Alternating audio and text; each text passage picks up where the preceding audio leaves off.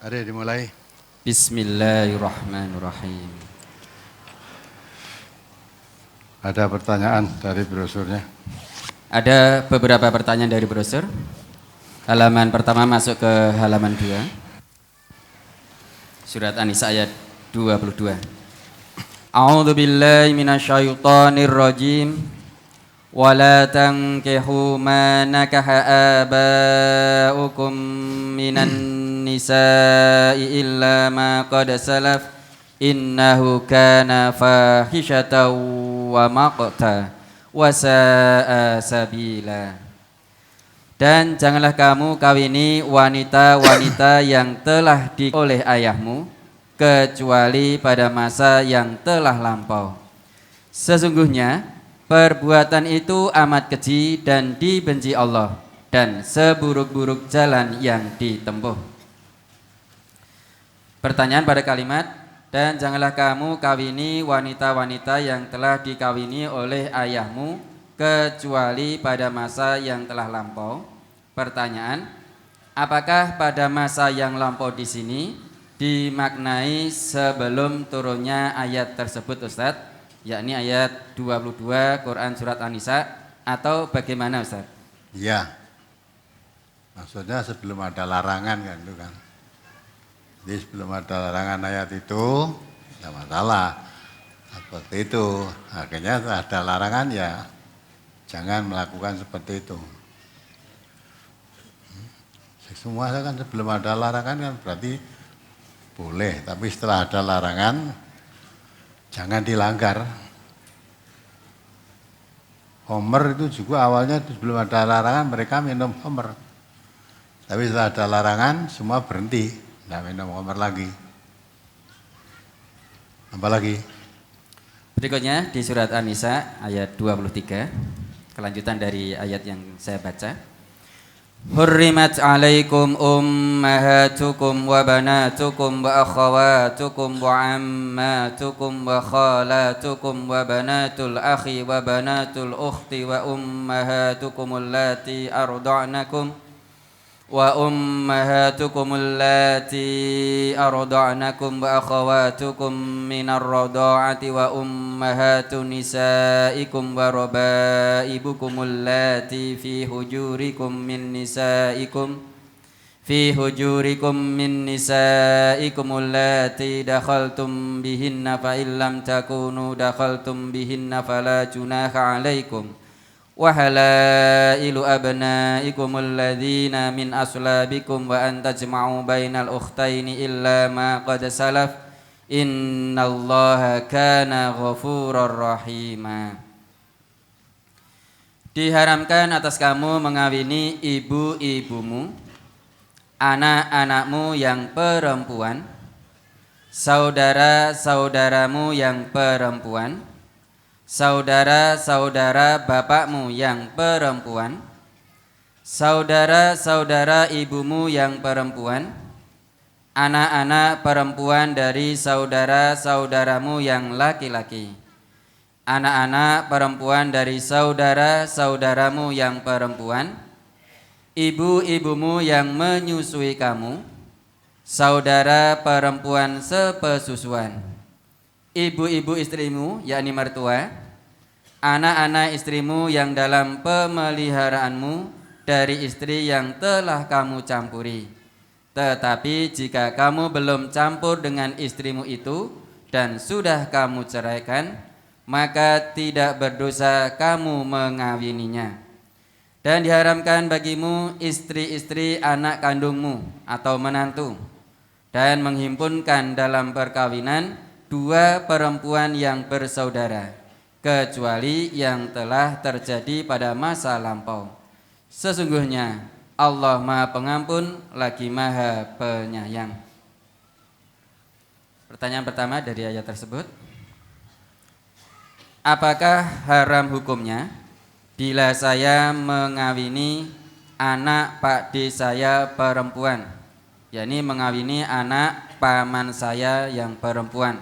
Dan bagaimana adab berta'aruf dan menikah dalam Islam? Lalu apa yang dimaksud dengan mut'ah, Ustaz?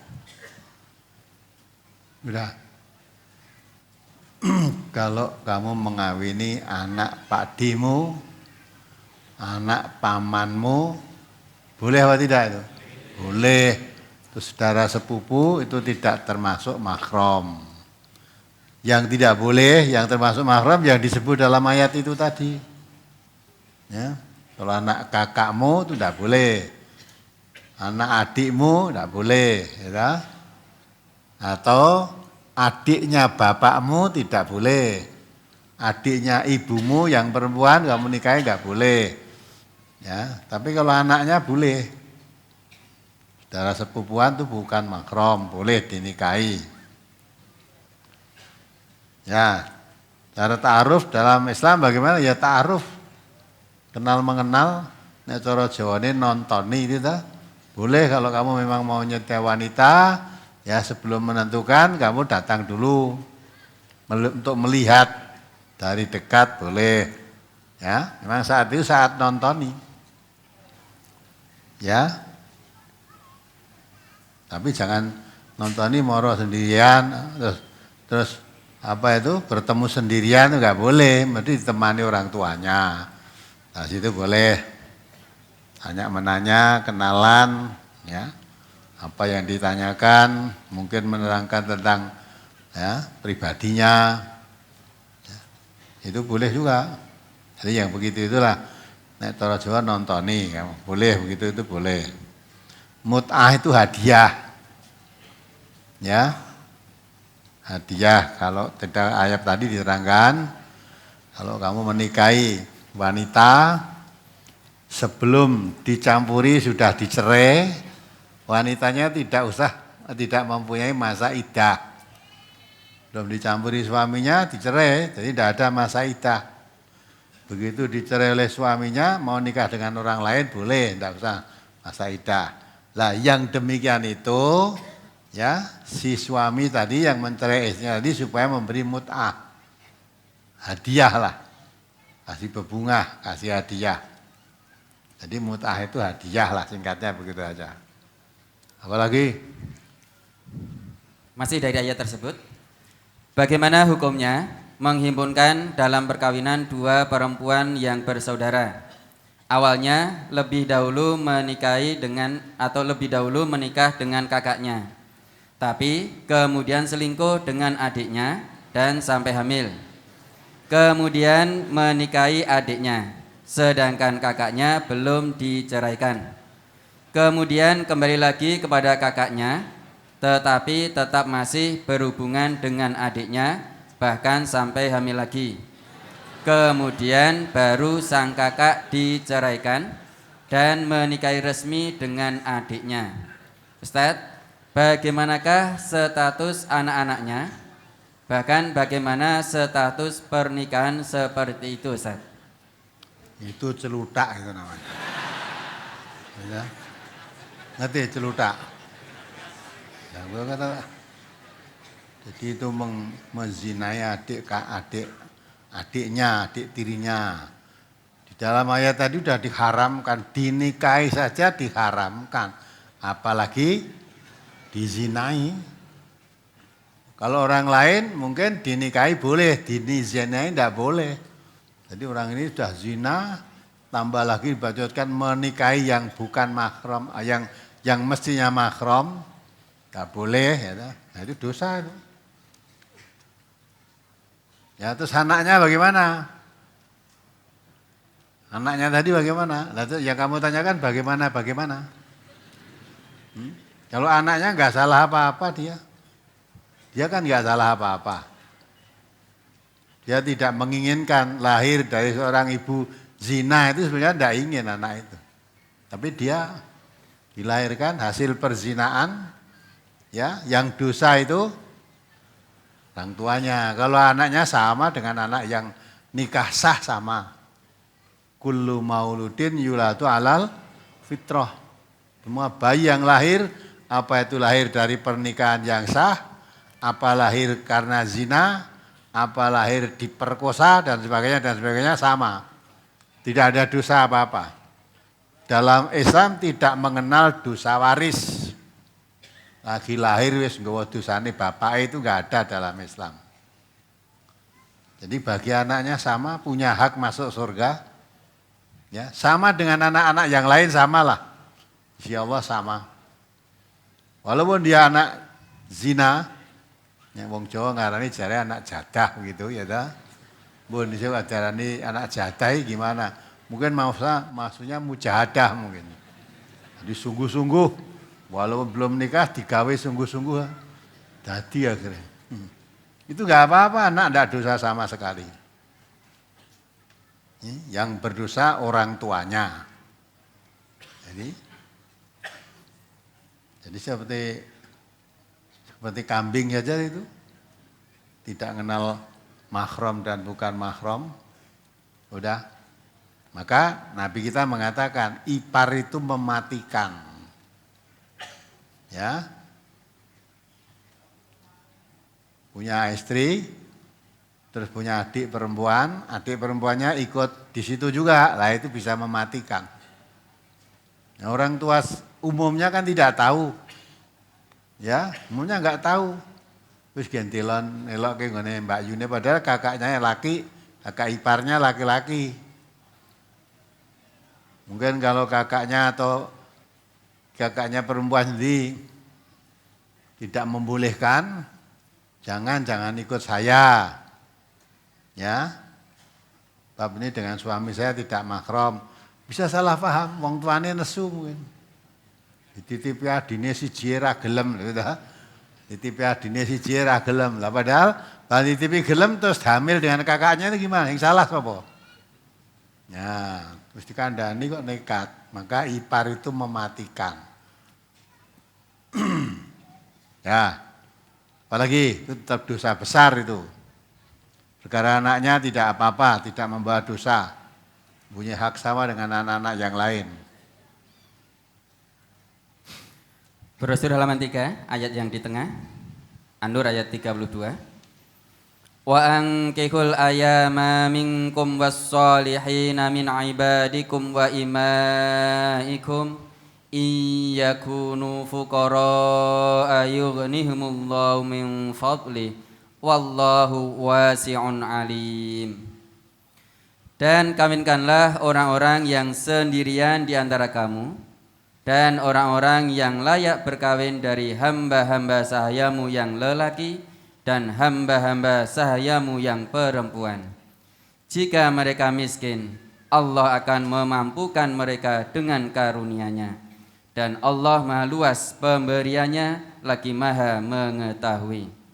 Ini mohon penjelasan terutama pada kalimat jika mereka miskin Allah akan memampukan mereka dengan karunia-Nya, Ustaz. Nah, apanya yang kurang jelas? Sudah cukup jelas itu. Wallahu yabsutu rizqa liman yasha wa yaqtiru liman yasha. Allah yang melapangkan rezeki kepada siapa yang dikehendaki, menyempitkan rezeki kepada siapa yang dikehendaki. Maka tadi ayat terangkan kan, sebetulnya orang itu sudah layak nikah. Tapi karena tidak punya, ya tadi dikatakan miskin tadi, ya, apalagi hamba sahaya, ya. Sebetulnya ya fitrah manusia itu mesti kepengen nikah. Laki-laki kalau sudah usia atau perempuan mesti kepengen nikah. Tapi harus nikah tidak punya. Ya, fitrah manusia tuntutan untuk nikah itu pasti ada. Ya. Maka orang-orang yang diajak diperintah oleh Allah nikahkanlah mereka. Orang-orang yang sendirian. Dan nanti mungkin lah urung duwe apa-apa itu piye kok kita. Nah, nanti kalau khawatir miskin, karena miskin tadi itu tidak berani nikah, nanti Allah yang akan menjadikan dia kaya. Yang memberi rezeki itu siapa? Allah. Ar-Razzaq itu Allah. Dan saya nikah suge-suge itu asing melarat, rasa nikah no. Ya, tidak bisa nikah. Maka orang yang tidak punya, dalam bahasa umumnya dikatakan melarat, bisa juga nanti setelah punya istri malah jadi kaya. Nah, istri bisa jadi kaya.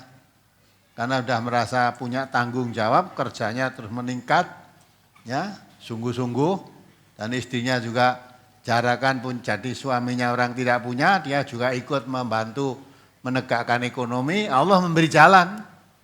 Nah, Allah menjadikan mereka yang tadinya tidak punya atau dikatakan miskin, Allah untuk menjadikan mereka kaya tidak sulit. Maka tawakal ala Allah. Ya, tawakal ala Allah. Jadi orang yang miskin, Allah berkuasa untuk menjadikan dia kaya. Ya, itu kuasaan Allah. Maka kalau memang dia sudah saatnya nikah, sendirian ya kamu lihat belum punya apa-apa, sudah nikahkan nanti akan punya apa-apa. Yakin aja kepada Allah, yang memberi rezeki itu Allah. Dan tidak sedikit orang sebelum nikah tidak punya apa-apa, setelah nikah akhirnya punya, ya, punya apa saja yang dia ingini dalam kebutuhan hidupnya. Nek wong Jawa ngandake kawin sok nek sugih, Joko ora nek Joko sugih ora nek. Katanya begitu ya.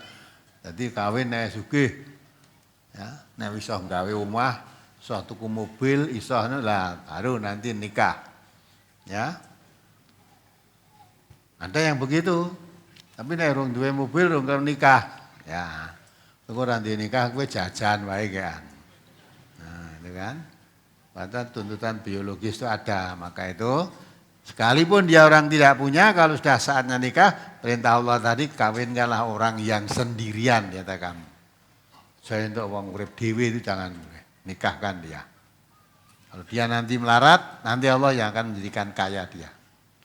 Bagaimana cara Allah memberikan kaya? Itu sudah wewenang Allah, jangan kita tanya. Allah menjadikan orang kaya mudah saja bagi Allah. Apalagi Brosur halaman 6 di surat At-Tolak ayat 2. Fa'idha balagna ajalahunna fa'amsikuhunna bima'rufin aw fariquhunna bima'rufin wa ashhidu dhawai adlim minkum wa aqimus syahadata lillah dzalikum yu'adu bihi man kana yu'minu billahi wal yaumil akhir wa man yattaqillaha yaj'al lahu makhraja. Apabila mereka telah mendekati akhir iddahnya, maka rujukilah mereka dengan baik atau lepaskanlah mereka dengan baik, dan persaksikanlah dengan 2 orang saksi yang adil di antara kamu.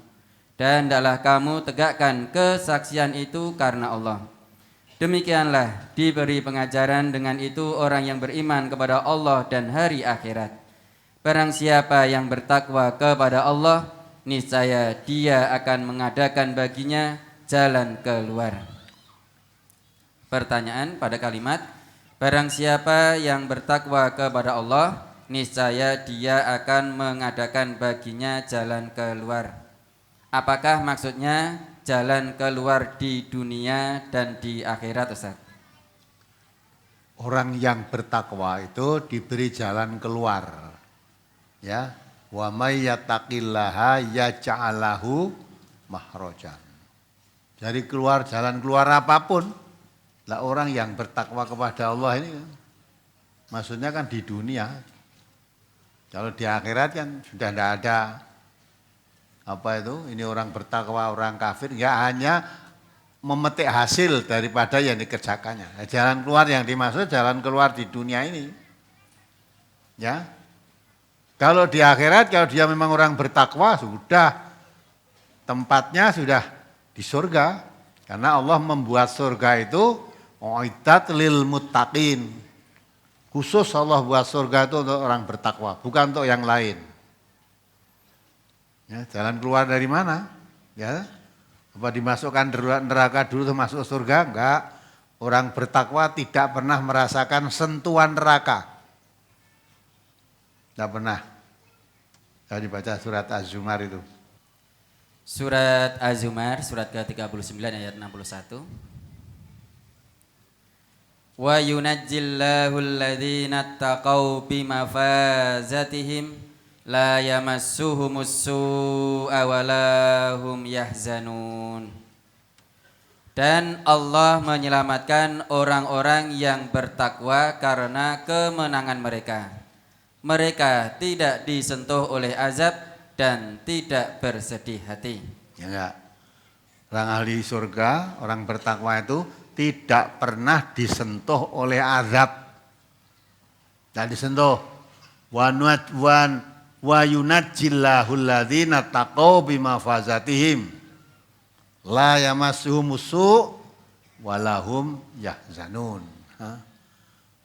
Allah menyelamatkan orang yang bertakwa karena kemenangan mereka.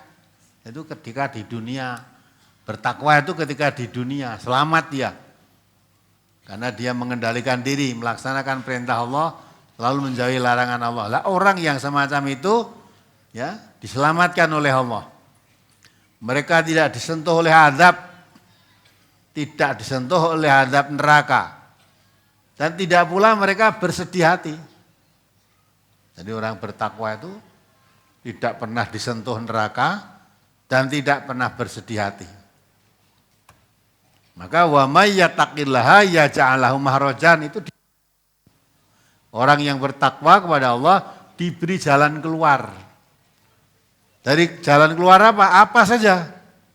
Maka kalau dia miskin, Allah yang akan menjadikan kaya.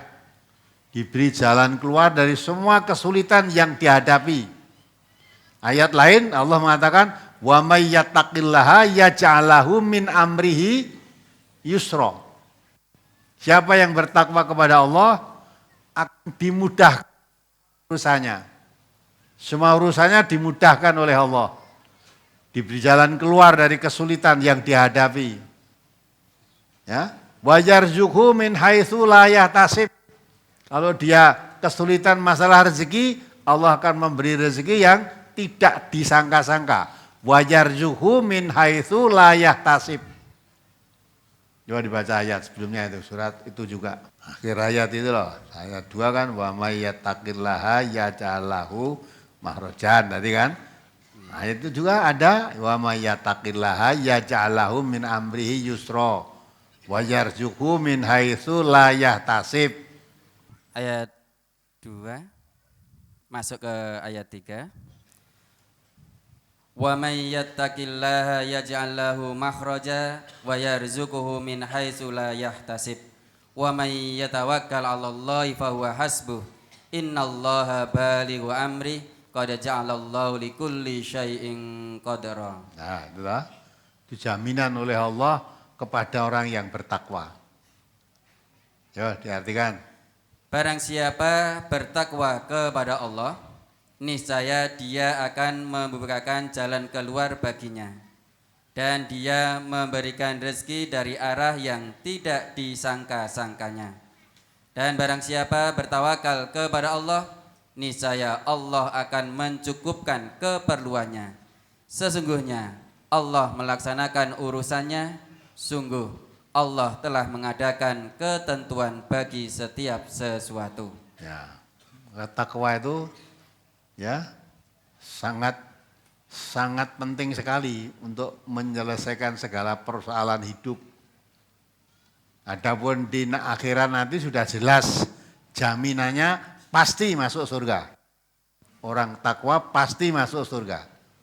Tidak ada orang yang bertakwa kok tidak masuk surga. Untuk siapa surga?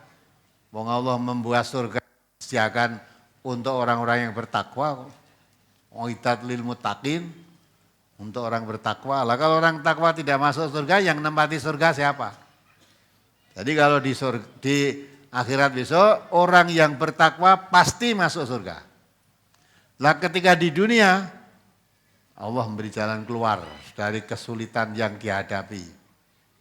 Kalau kesulitan yang dihadapi masalah rezeki, ekonomi, wa yarzuqhu min haitsu la yahtasib, Allah akan memberi jalan keluar, memberi rezeki yang tidak disangka-sangka, tidak diduga arah rezeki datangnya dari mana, tidak diduga.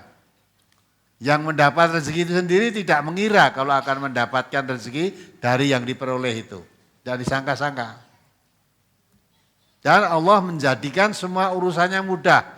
Ya ja'alahu min amrihi yusra. Seluruh urusannya dipermudah oleh Allah. Di jalan keluar, di rezeki dipermudah. Dan orang yang bertakwa, tawakalnya pasti kepada Allah. Siapa yang bertawakal kepada Allah, Allah yang akan mencukupi segala kebutuhan hidupnya. Ya, tawakal kepada Allah. Wa may yatawakkalallah fahuwa hasbuh. Siapa yang bertakwa kepada Allah, Allah yang akan menjadi penanggungnya, mencukupi segala kebutuhan hidupnya. Ya, tidak? Di samping itu, dia diangkat oleh Allah menjadi manusia yang termulia di sisi Allah. Inna akramakum indallahi atqakum. Jadi orang yang mulia di antara kamu di sisi Allah nanti adalah orang yang bertakwa. Maka takwa ya harus menjadi idaman bagi seluruh umat Islam mestinya. Nah, bagaimana jalan menuju ketakwaan itu? Tanpa memahami Al-Quran tidak mungkin bisa jadi orang bertakwa. Yang bisa menuntun manusia ke arah takwa adalah Quran. Dzalikal kitabu la raiba fihi hudallil muttaqin. Al-Quran itu diturunkan oleh Allah, tidak ada keraguan. Benar bahwa Quran itu wahyu dari Allah. Benar bahwa Al-Quran semua isinya benar, tidak ada yang diragukan kebenarannya.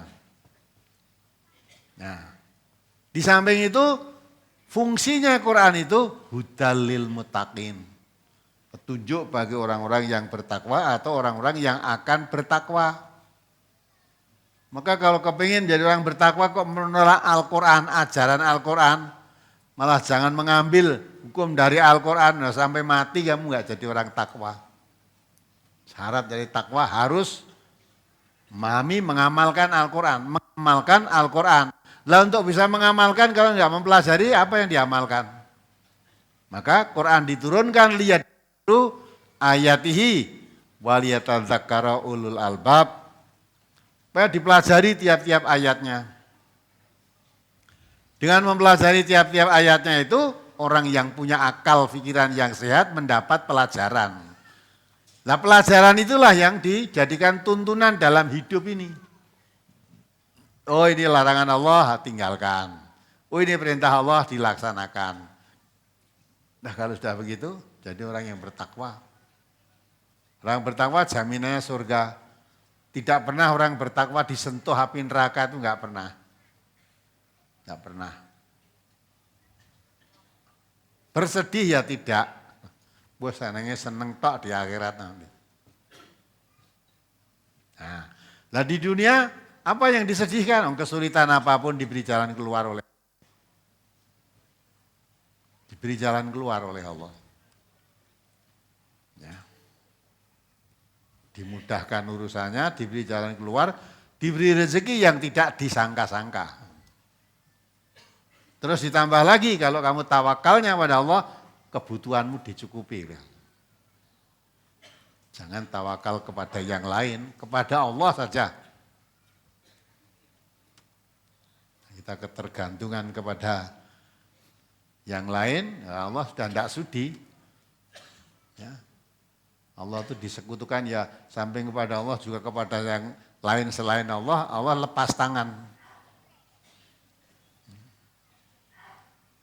Maka alhamdulillah nih bapak-bapak, ibu-ibu atau siapa saja yang selama ini tawakalnya ngalah kepada keris, ya, pada Quran Istanbul, pada keong buntet, ada apa lagi itu,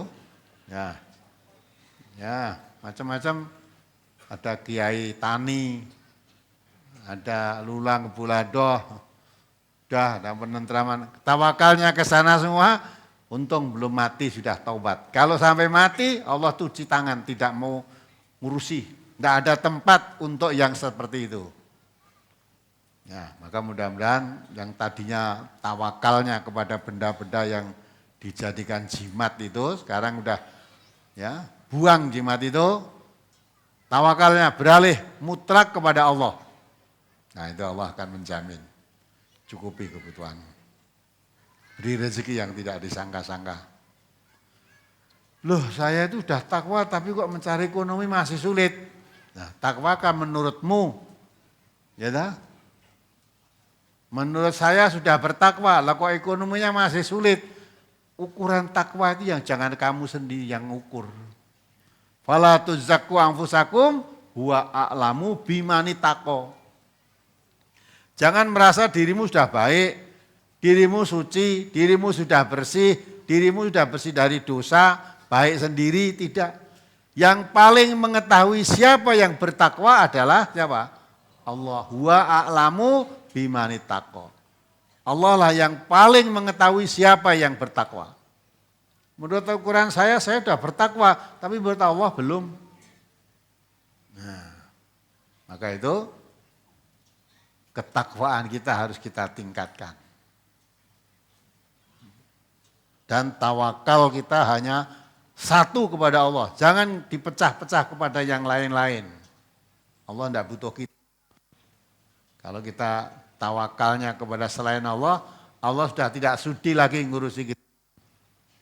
Serahkan pada yang kamu sekutukan dengan Allah tadi. Ya, apalagi? Brosur halaman 7 di surat Al-Baqarah 228. Wal mutallaqatu yatarabbasna bi anfusihinna salasata quru wa la yahillu lahunna ay yaktumna ma khalaqallahu fi arhamihinna in kunna yu'minna billahi wal yaumil akhir wa bu'ulatuhunna ahaqqu biraddihinna fi dzalika in aradu islaha. Wanita-wanita yang ditolak hendaklah menahan diri, yakni menunggu 3 kali quru. Tidak boleh mereka menyembunyikan apa yang diciptakan Allah dalam rahimnya, jika mereka beriman kepada Allah dan hari akhirat. Dan suami-suaminya berhak merujukinya dalam masa menanti itu, jika mereka, para suami itu, menghendaki islah. Pertanyaan berkenaan dengan ayat tersebut, bahwa wanita yang haid iddahnya 3 kali quru. Ustadz, saya mempunyai kakak perempuan dan sudah menikah sekitar 1,5 tahun yang lalu. Karena adanya polemik rumah tangga, akhirnya suami kakak saya mentolak kakak saya. Dan tolak yang diucapkan sudah lebih dari 3 kali. Tolak itu secara agama, kami ulangi, itu secara agama sudah bercerai, akan tetapi secara hukum pengadilan agama statusnya masih bersuami. Dan masalahnya suami kakak saya menginginkan rujuk, sedangkan kakak saya tidak mau karena sang suami sudah menelantarkan dan tidak memberi nafkah lahir batin kakak perempuan saya. Pertanyaan, apakah kakak perempuan saya boleh menikah lagi? Mohon solusinya Ustadz, karena ketidaktahuan dan ketidakpahaman kakak saya tentang agama, karena dua-duanya belum ngaji Ustadz. Saya sarankan kalau memang kakak perempuannya mau nikah lagi, diurus perceraiannya lewat apa? Departemen Agama, lewat KUA. Ya, sebab walaupun mungkin kamu nikah lagi, kalau nikah lewat Kementerian Agama mesti ditanya kamu janda apa gadis. Kalau mengatakan janda, mesti ditanya apa? Surat cerainya. Surat cerainya kamu ditanya. Nah, kalau belum cerai ke Kementerian Agama, KUA, ya mesti tidak punya surat cerai. Nah, kalau mau nikah, susah nanti lewat Departemen Agama. Dan nikah siri saja, saya anjurkan seluruh warga MTA, jangan nikah siri. Nikah siri itu nanti akan merepotkan dirimu sendiri. Apalagi bagi wanita. Banyak dirugikan kalau nikah siri itu. Karena kebanyakan ya ada yang sungguh-sungguh, ada yang kebanyakan itu mengambil gampangnya aja, nikah siri ya sah. Wes nikah siri rasanya KUA nikah sah. Wes kok ninggalke ya gampang. Tinggal lah. Kalau ditinggal prung itu sudah dia nikah lagi ya sudah. Istrinya tidak usah dicerai atau dibiarkan saja. Dia ngurus ke pemerintah enggak bisa. Saya ditinggal saja enggak ditinggal. Kamu dengan ini pernah apanya? Saya dinikah. Lah mana surat nikahnya? Enggak ada. Ya, jadi pemerintah enggak mau ngurusi. Mau gugat cerai ya sulit. Tapi kalau nikahnya secara pemerintah, secara Kementerian Agama itu, mau gugat cerai kalau diterlantarkan mudah. Gugat cerai kepada Kementerian Agama KUA tadi. Terangkan, kalau gugatnya itu diterima langsung pengadilan nanti bisa memutuskan. Cerai sudah. Kalau tidak, mau kemana kamu? Mau gugatnya kemana? Ya. Mulai kepada ketemu suaminya malah wis punya istri lagi yang nikah sah di departemen kamu, datang ke situ, sudah. Dunek-unek kayak gini, wong wedok neranyak amin. Ngerebut bojone wong ini kan, gitu. Nah susah sendiri kamu. Maka saya memang masih punya nikah, diurus perceraiannya secara resmi di KUA. Pengadilan lah. Nah setelah itu baru boleh nikah lagi. Kalau kamu nekat misalnya ya, dah nikah siri ya sah, dah nikah. Nanti tahu-tahu suaminya tadi mengerti kalau bekas istrinya, kalau istrinya tadi dinikahi orang lain, dia nanti gugat, hukum kalah kamu. Kena hukuman, mungkin yang menikahi dihukum nanti karena menikahi istrinya orang lain. Cik punya suami kok dinikahi. Dan ayat tadi kan diterangkan juga, jangan kamu menikahi wanita yang sudah bersuami, dilarang. Maka saya anjurkan kalau mau menikah, selesaikan dulu urusan perceraiannya resmi. Sehingga nanti dalam perjalanan nikah tidak ada kendala yang menghambat. Ada terjadi di suatu tempat, ya seperti itu tadi, istrinya sudah ditinggal 2 tahun atau 1 tahun lah, tidak diurus oleh suaminya. Tidak diurusi. Akhirnya dinikah oleh seorang. Nikahnya nikah siri. Dan setelah suaminya mendengar kalau istrinya tadi dinikah orang nikah siri, suaminya pulang. Padahal enggak ngurusi, bareng ngerti dipek uang, ngurusi, gugat ke pengadilan. Nah, yang menikahi tadi yang kalah. Salah dia. Wong dia belum dicerai. Maka dia datang laporkan ke pemerintahan, ini suami, ini istri saya. Lah kok dinikahi orang lain itu gimana? Nah, yang orang tuanya yang menikahkan pun terlibat. Nah, bisa nikah sendiri kan ya nikahkan orang tuanya. Orang tuanya ngerti kalau ini anak perempuannya belum dicerai oleh suaminya. Belum dicerai, baru diterlantarkan, tidak diopeni tadi. Maka kalau mau menikahkan dengan orang lain merasa tidak kuat lagi untuk diterlantar oleh suaminya, gugat cerai dulu. Yang disebut khulu, pada ayat ini ada khulu. Gugat cerai pada yang punya hak cerai itu suami. Kalau dia tidak mau, istrinya memang sudah tidak kuat lagi jadi istrinya, dia gugat. Namanya kuluk tadi, nek Jawa rafa gitu dah. Nah itu nanti pengadilan memutuskan. Nah, cerai.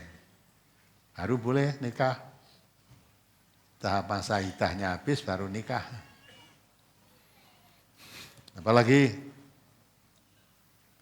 Brosur halaman 6 di surat At-Tolak ayat pertama.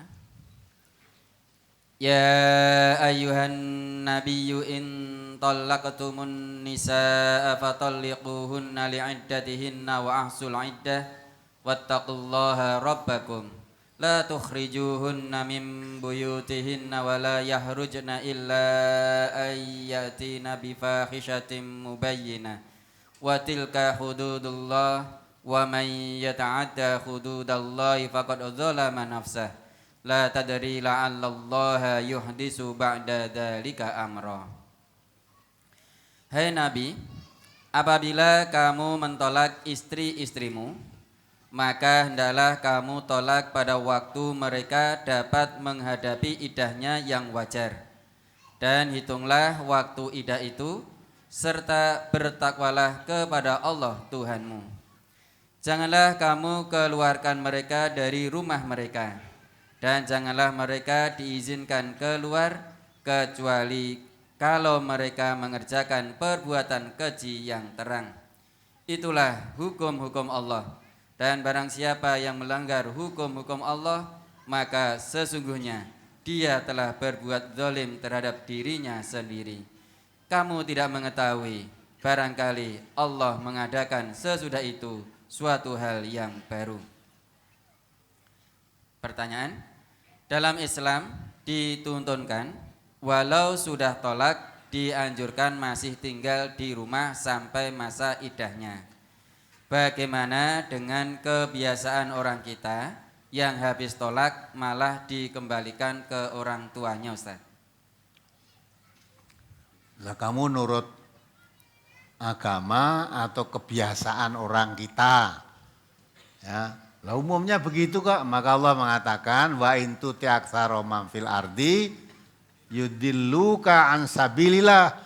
Kalau kamu cara beragama mengikuti umumnya manusia di muka bumi ini tersesat dari jalan Allah. Umumnya memang begitu. Dan umumnya kalau mau cerai itu gebuk-gebukan sih. Padu sih gitu loh. Padu. Wes. Terus ngelek-elek suami, ngelek-elek istri ngelek-elek suami. Wes cerai. Nah, itu. Padahal nek pegatan ini rasa dadak padu. Disitu ketemu dengan baik, pisah dengan baik, gitu loh.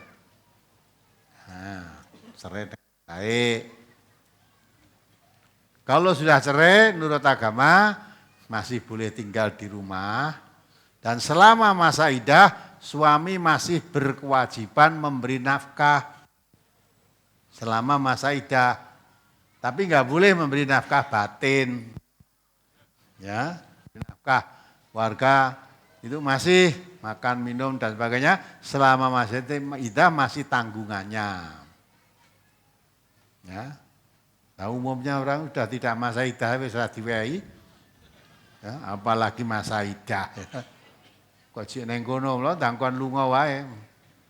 Tentang lunga kono, ya. Nek diterkena api-apian cik, pira-pira, kadang lakon lunga dhewe. Nah itulah, maka jangan agama ini jangan menurut ukuran kebiasaan atau umumnya manusia. Umumnya manusia itu menyimpang dari tuntunan yang benar pada umumnya. Apalagi tentang perceraian. Pada suatu hari saya bertengkar dengan istri saya. Lalu secara jengkel saya mengucapkan, nek raiso diatur meneh saiki pegatan wae. ya iya toh. Nah pegatan kan cerai ada tengkar sih toh. Lah iya anu pengkare padu wae lagi. Nah padu ngono kabeh metu elek-eleke metu kabeh. Nah terus puncaknya gatan gitu. Terus gimana? Lalu istri saya juga menantang saya. Ayo nek pegatan aku ya wani. Aku olehno mulih neng wong tuaku. Apakah ucapan tolak tak pegat itu sudah jatuh tolak? Lalu apa perlu ijab kabul lagi bila ingin rujuk? Karena setelah cekcok saya sadar, lalu meminta maaf pada istri, dan istri juga meminta maaf pada saya. Tetapi istri sudah tidak mau lagi untuk diajak hubungan suami istri karena teringat pada waktu cekcok saya pukul kepalanya sampai benjol karena marahnya saya kepadanya. Lalu bagaimana status pernikahan kami, Ustaz? Ya sudah, kalau sudah cerai ya sudah itu. Ya, dah cerai mau apa lagi? Ya. Nah, tidak balen ra gelem ya ora gelem mau dipukul kepalane. Ya gue nek dadi bojoku saya dipukul lagi. Kalau sudah bukan istrinya kan tidak mau mukul sudah. Kadang manusia itu begitu ya. Dengan istrinya malah kejam, kalau dengan orang lain malah enggak. Nah, coba setelah dicerai bukan istrinya kan tidak mau mukul itu. Tapi ketika jadi istrinya malah dipukul. Nah, maka kadang-kala dengan istri yang sah tidak mau baik, dengan wanita yang tidak sah malah kadang baik dengan istri tetangganya. Ya, nah ini rusak dah rumah tangga begitu. Jadi kalau kamu sudah mengatakan cerai ya cerai sudah. Bagaimana untuk rujuk? Ya rujuk ya nikah lagi kalau mau rujuk. Tapi kalau istrimu nggak mau ya jangan dipaksa, wong nggak mau. Mungkin ya kapok udah. Kapok. Malah kok dia malah apa tuh? Nyebarkan, wah jogelem tuh bojo kayak gane dipukuli aku sing wis ngrasake. Nanti wanita-wanita yang mau dipek itu takut jadinya. Maka Rasulullah mengatakan ya, kalau kamu beriman kepada Allah, fal yakul khairon au ngomong yang baik. Kalau sekiranya ngomong tidak bisa baik, berbahaya, apalagi memisahkan keluarga tadi, au liyasmut, kamu lebih baik diam. Ya, kalau ngomong rapi, ditahan, dah diam saja. Diam. Nah, coba suami sih tantang-tantangan ini. Suami itu supaya menjalin mawaddatam warahmah, saling mencintai dan saling menyayangi kok malah tantang-tantangan. Luar biasa kan. Itu tidak menurut aturan agama itu. Agamanya dicukur itu. Apalagi? Brosur halaman 1 Ustaz. Ya. Surat Al-Baqarah ayat 221.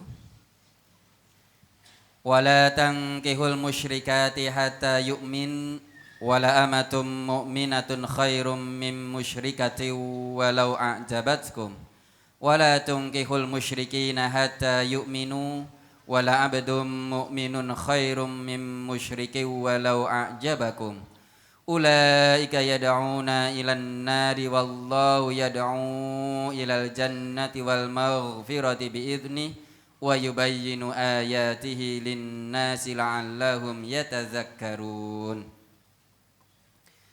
Dan janganlah kamu nikahi wanita-wanita musyrik sebelum mereka beriman. Sesungguhnya wanita budak yang mukmin lebih baik dari wanita musyrik walaupun dia menarik hatimu. Dan janganlah kamu menikahkan orang-orang musyrik dengan wanita-wanita mukmin sebelum mereka beriman. Sesungguhnya budak yang mukmin lebih baik dari orang musyrik walau dia menarik hatimu. Mereka mengajak ke neraka sedang Allah mengajak ke surga dan ampunan dengan izinnya. Dan Allah menerangkan ayat-ayatnya atau perintah-perintahnya kepada manusia supaya mereka mengambil pelajaran. Berkenaan dengan ayat tersebut, bila wali nikah dulu saat menikah beragama Hindu, kemudian wali tersebut melaksanakan sholat, tetapi saya tidak tahu sholatnya tertib 5 waktu apa tidak. Apakah boleh menjadi wali orang tersebut di atas, Ustaz? Yang kedua, wali nikah tidak sholat, kemudian akan melaksanakan sholat setelah menikahkan atau setelah menjadi wali nikah. Apakah hal yang demikian diperbolehkan, Ustaz? Jadi orang yang tidak sholat berarti kafir, ya tak? Tidak boleh menjadi wali nikah atau menikahkan anaknya yang Islam, nggak boleh. Maka kalau anaknya Islam, ayahnya kafir, mau nikah tidak boleh menikahkannya. Yang berhak menikahkan itu kan walinya. Nah walinya kafir, tidak boleh menikahkannya. Bapaknya Hindu, anaknya Islam, bapaknya tidak boleh jadi wali. Wali nikah itu nggak boleh. Ya, orang Islam walinya ya orang Islam. Apa itu tadi saya mau nikahkan dulu, saya nikahkan nanti saya mau masuk Islam. Sholat dah. Harusnya dibalik, kamu sholat dulu jadi orang Islam baru menikahkan. Kalau kamu masih kafir menikahkan anakmu tidak sah. Engko nek wis nikahke aku tak sholat, sholat tosik lagi nikahke gitu loh. Jadi Islam dulu baru menjadi wali nikah. Apalagi? Pertanyaan tentang brosur cukup Ustaz. Ya. Sudah paham semua ini masalah nikah, talak, rujuk ya lah. Ya mudah-mudahan lah, wis ora arep talak ya. Karena ndak akan talak maka enggak akan rujuk. Ora arep talak kok. Rujuk itu kan sudah ditolak. Ya. Mudah-mudahan bisa istiqomah, bisa mengambil pelajaran apa yang kita kaji pada pagi ini. Dan bisa istiqomah, syukur ikuti kajian-kajian di cabang atau perwakilannya masing-masing.